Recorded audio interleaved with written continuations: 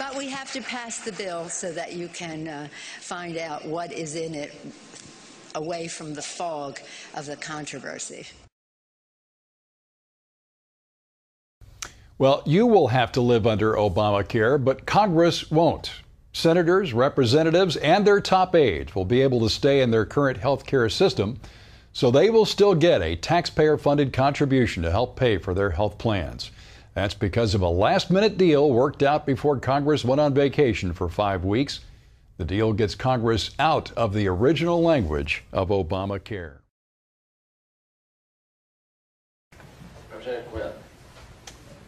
Thank you, Mr. Brown. And just for everybody here, I know that we were here early this morning, and I've been talking with Representative Chumley about my support of his bill and wanting to move forward in a way that we could best oppose Obamacare.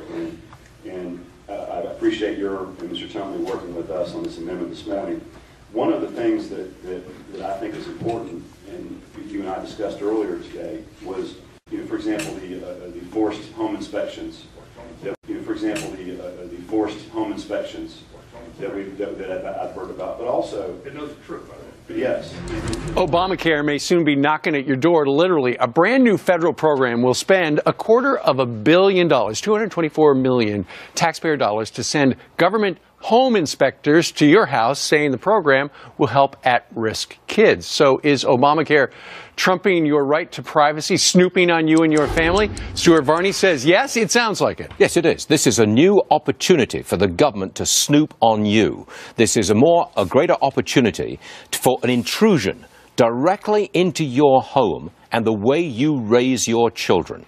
This is the... Explain what the home snooper is going to do. Okay, this is, you can knock on the door.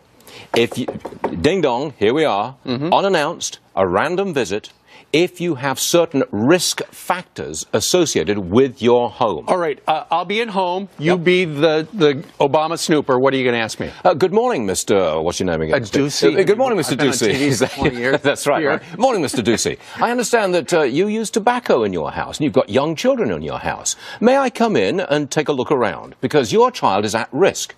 Good morning, Mr. Ducey. I believe that you are a gun owner, registered or otherwise. I'd like to come in and check out the security arrangements for your children in your house. And by the way, taxpayers are going to pay for this intrusion into your home and your privacy and how you raise your children. You know, my first inclination would be to answer none of your damn business. But the government doesn't take that for an answer, do they? No, it does not, because you have placed your children at risk. Therefore, you are subject to a random, unannounced inspection of your home by the Obamacare people. Okay, so that information, whether there's a smoker in the house or you own a gun, that's going to now go into a federal database, right? That is correct, yes, along with a lot of other data about you and your family, and you now have this opportunity for intrusion direct into your privacy. Look, to me, this is the exact opposite of what America stands for. Surely America is individual liberty and freedom, not the intrusion by the government knocking on your door, wanting to inspect your property. That's a big deal. That is outrageous. It is outrageous. To track down smokers and gun owners, and you know it's going to be on a map somewhere. A whole bunch of others. If your child does not have the right educational attainment level, well, maybe we'll knock on the door because maybe you're homeschooling. Maybe you're not doing right by the child. $224 million a year, by the way, from taxpayers.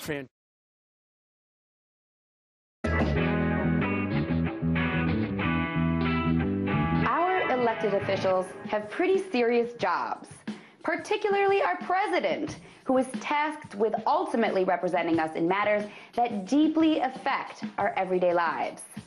So when we see Obama treating us as mindless masses to be manipulated, we should question it. Which is why I'm questioning, why is Obama now recruiting celebrities to sell us on buying into Obamacare? Trevor Nielsen is a man who represents celebrities including Eva Longoria and John Legend, and he's confirmed he's in talks with the White House to sign on his clients to help advertise Obamacare. The White House is also in talks with the NFL and the NBA to help promote the new insurance options. Apparently, officials working to implement the healthcare program recognize that they need to create a buzz to draw people into the new health insurance exchanges. So, get ready to be bombarded with ads starring people like Oprah, Jay-Z, Beyonce, and LeBron James telling you how all the cool people are buying into Obamacare. The whole point of Obama recruiting professional sport and Hollywood stars is to reach today's youth and to try to get them to sign up for coverage, just like he used them to get elected, just like his wife used Beyonce for her Let's Move platform. He could choose to air a TV commercial where he looks into the camera and says, look, everyone should sign up for this new healthcare program. It's going to cost you more probably, but in the end, our country will be better for it because all of our citizens will no longer have to worry about medical expenses. Or he could air a TV commercial where he explains how Obamacare will not just be a giant profit machine for our crappy insurance companies. Instead, he's going to air TV commercials where Eva Longoria of Desperate Housewives fame is all made up and reads a teleprompter filled with Obamacare propaganda while probably banking millions for it. Why? Because Obama is the glamorous president. He constantly uses celebrities to push his legislative agenda onto the masses because he clearly thinks we're all a bunch of mindless idiots who do everything rich entertainers tell us to do. It's disgusting. The only thing more disgusting is that he's probably right about a lot of Americans. Death panels. Death panel. Death panel. Death panel. Their lies about phony death panels have all been proven false. Unfortunately, there are real death panels in America.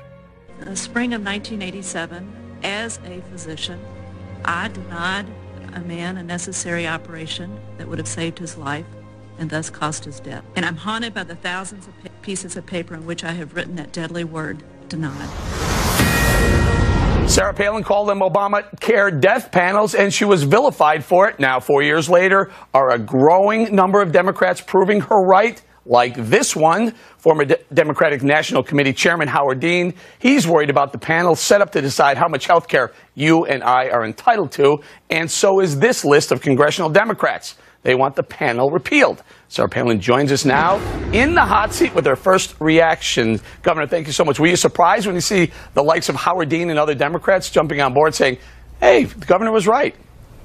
Well, it was a pleasant surprise, and I don't think that we should condone them for finally trying to jump off the Obama train wreck that is coming down the pike here. I appreciate that they acknowledge it. Of course, there are death panels in there, but the important thing to remember is that's just one aspect of this atrocious, unaffordable, cumbersome, burdensome, evil policy of Obama's, and that is Obamacare. And what do you think their motive is for coming onto your side, saying, hey, maybe we should slow down with this law?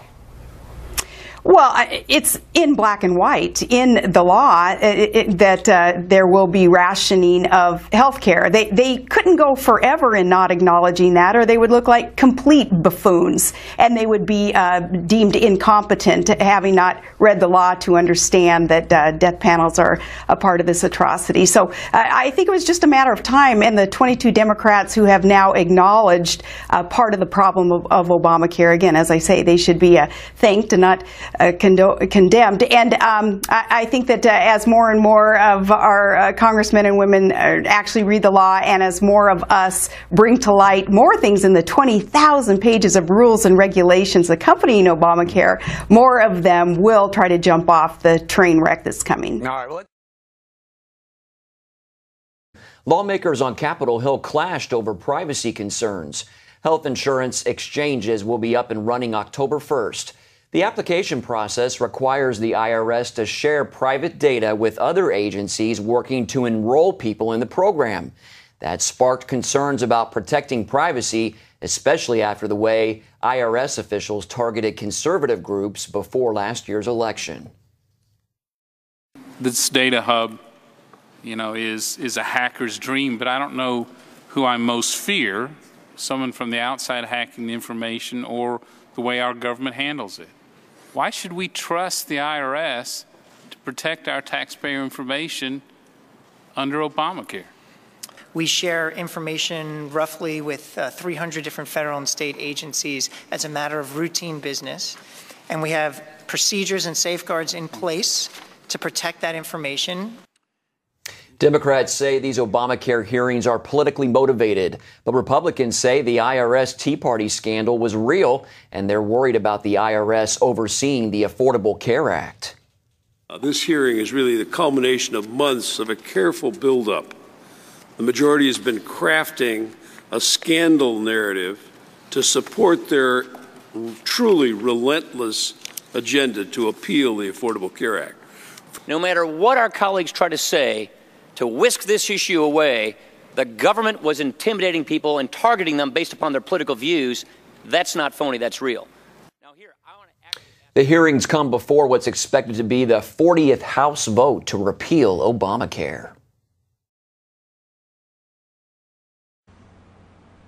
RFID chip now being issued in Hanna, Wyoming, as part of new Obamacare plan. So my reporting on the Obamacare plan, along with a lot of other people on YouTube who are reporting on Obamacare, stating that part of the legislation mandated RFID chips. And there were so many YouTubers who were saying, no, no, no, it didn't. Well, it does. The Obamacare RFID chips are currently being given a test run on the proud and patriotic citizens of Hanna, Wyoming. Over the last 2 weeks, a special piece of legislation has been passed, making it mandatory for anyone who receives welfare or any other form of government assistance to be implanted with these new identification chips. Even select government employees and officials have been ordered to receive the new subdermal device.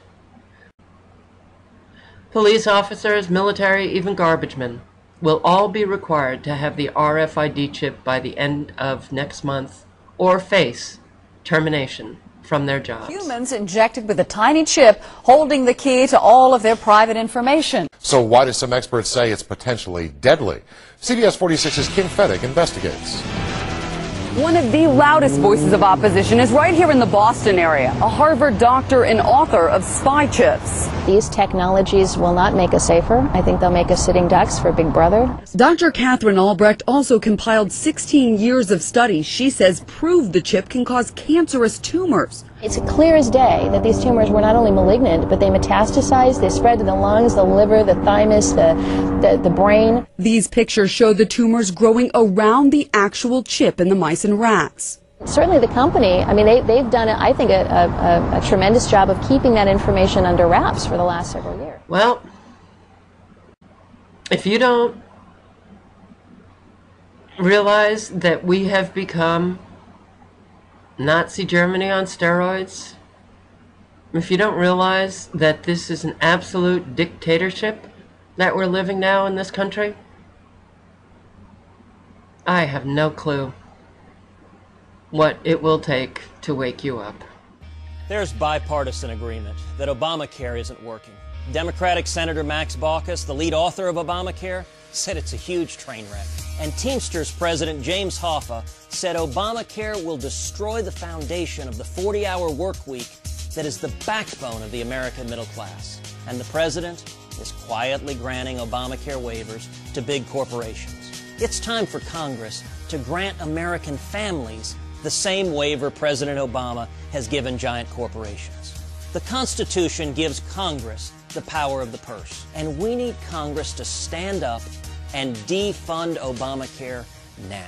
Please join me so we can get America back on track. Please call 1-800-314-8505 and tell Congress to defund Obamacare now. That's 1-800-314-8505.